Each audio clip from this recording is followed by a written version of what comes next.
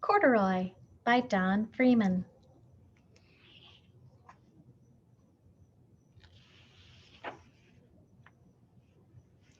Corduroy is a bear who once lived in the toy department of a big store.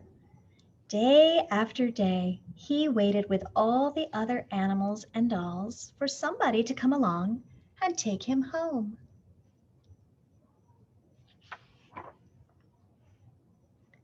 The store was always filled with shoppers buying all sorts of things, but no one ever seemed to want a small bear in green overalls.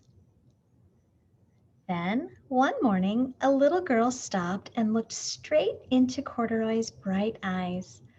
"Oh, Mommy," she said, "look! There's the very bear I've always wanted." "Not today, dear," her mother sighed. "I've spent too much already. Besides, he doesn't look new. He's lost the button to one of his shoulder straps."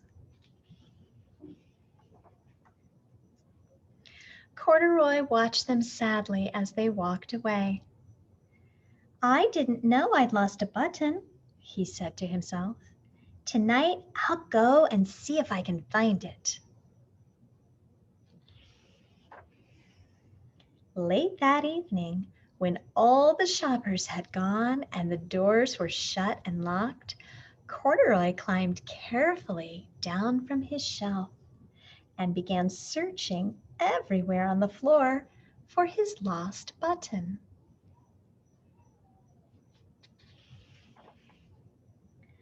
Suddenly, he felt the floor moving under him.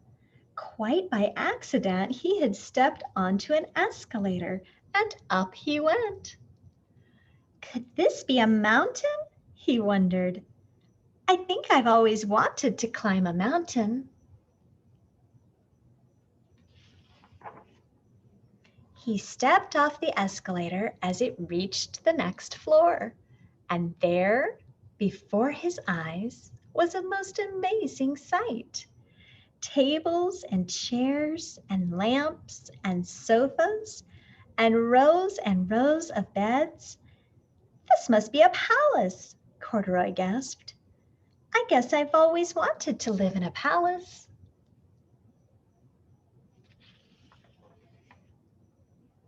He wandered around, admiring the furniture. "This must be a bed," he said. "I've always wanted to sleep in a bed." And up he crawled onto a large, thick mattress. All at once he saw something small and round. "Why, here's my button!" he cried, and he tried to pick it up. But like all the other buttons on the mattress, it was tied down tight. He yanked and pulled with both paws until pop! Off came the button, and off the mattress Corduroy toppled, bang, into a tall floor lamp. Over it fell with a crash. Corduroy didn't know it, but there was someone else awake in the store. The night watchman was going his rounds on the floor above. When he heard the crash, he came dashing down the escalator. "Now, who in the world did that?" he exclaimed. "Somebody must be hiding around here." He flashed his light under and over sofas and beds until he came to the biggest bed of all. And there he saw two fuzzy brown ears sticking up from under the cover. "Hello," he said. "How did you get upstairs?" The watchman tucked Corduroy under his arm and carried him down the escalator and set him on the shelf in the toy department with the other animals and dolls.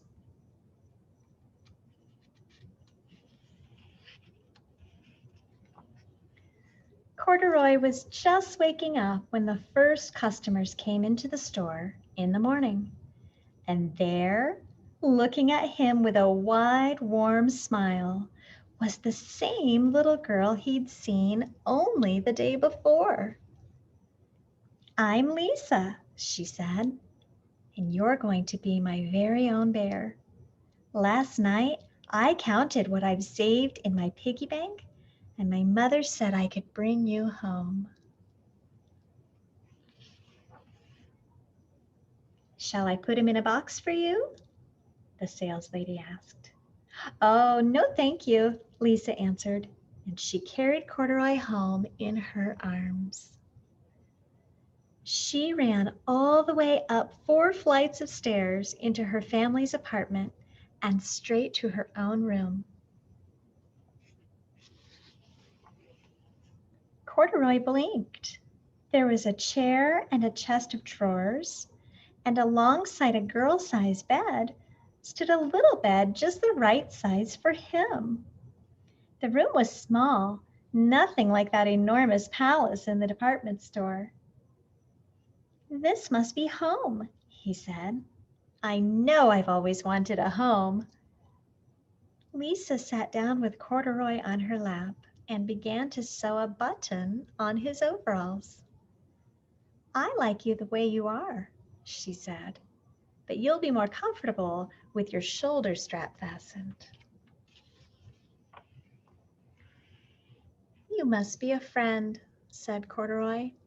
"I've always wanted a friend." "Me too," said Lisa, and gave him a big hug.